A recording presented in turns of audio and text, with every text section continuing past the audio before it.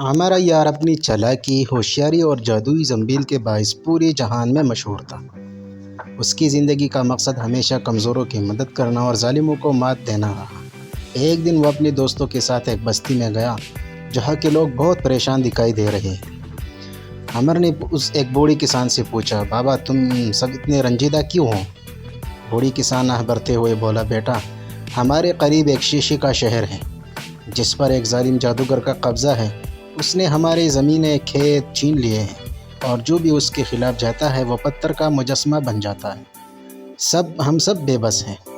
یہ سن کر عمر کے دل میں آگ سی لگ گئی۔ اس نے فیصلہ کیا کہ وہ اس جادوگر کو سبق سکھائے گا۔ عمر نے اپنی زنبیل کندھے پر ڈالی اور رات کے اندھیرے میں شیشے کے شہر کی طرف روانہ ہوا۔ یہ شہر بڑا ہی عجیب تھا۔ عمارتیں، دروازے، حتیٰ کہ سڑکیں بھی شیشے سے بنے ہوئی تھیں۔ چاندنی کی روشنی ان پر پڑتی تو پورا شہر جگمگا اٹھتا، مگر ساتھ ہی وہ شہر خوف اور سناٹے میں ڈوبا ہوتا۔ عمر نے سوچا کہ سیدھا جادوگر کے محل کی طرف جانا بہتر ہوگا، لیکن راستے میں اس نے دیکھا کہ کئی لوگ پتھر کے مجسموں کی صورت میں کھڑے ہیں۔ ان کے چہروں پر خوف اور درد کے آثار جمنے کے باوجود نمایاں تھے۔ عمر کے دل میں رحم آیا اور اس نے زنبیل سے ایک جادوئی پانی کی شیشی نکالی۔ جیسے ہی اس نے مجسموں پر پانی چھڑکا، وہ لوگ اصل حالت میں واپس آ گئے۔ وہ سب عمر کے قدموں میں گر پڑے اور اس کا شکریہ ادا کرنے لگے۔ آخرکار عمر محل تک پہنچ گیا۔ محل کے دروازے پر دو دیو پہرا دے رہے تھے۔ عمر نے زنبیل سے ایک ایسا جادوئی کپڑا نکالا جو پہننے سے انسان غائب ہو جاتا تھا۔ کپڑا اوڑھ کر وہ دیو کے سامنے سے ایسے گزر گیا جیسے ہوا۔ محل کے اندر جادوگر اپنے تخت پر بیٹھا شیشے کے گولے میں دنیا کو دیکھ رہا تھا۔ اس کی آنکھوں میں غرور اور طاقت میں چمک تھی۔ جیسے ہی عمر نے قدم رکھا، جادوگر چونک گیا۔ کون ہے؟ میرے شہر میں آنے کی ہمت کس نے کی؟ وہ غرایا۔ عمر نے اپنی مخصوص مسکراہٹ کے ساتھ کہا، میں ہوں ہمارا یار اور میں ظالموں کے سامنے کبھی نہیں جھکتا۔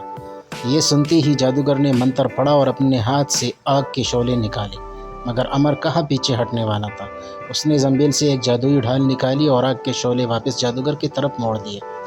غصے سے پاگل ہو کر جادوگر نے اپنی سب سے بڑی طاقت استعمال کی۔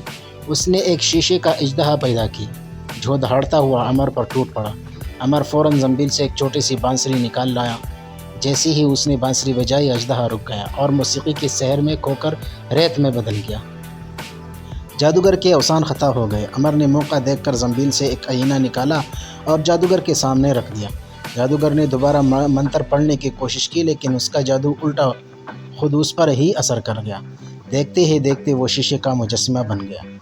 جادوگر کے ختم ہوتے ہی شیشے کا شہر آزاد ہو گیا۔ لوگوں نے اپنے گھروں کے دروازے کھول دیے، کھیتوں میں ہریالی واپس آ گئی اور فضا میں خوشی کی لہر دوڑ گئی۔ سب لوگ عمر کو ہیرو ماننے لگے۔ عمر مسکرا کر بولا، یہ سب زنبیل کا کمال نہیں بلکہ نیک نیت اور حوصلے کا جذبہ کا نتیجہ ہے۔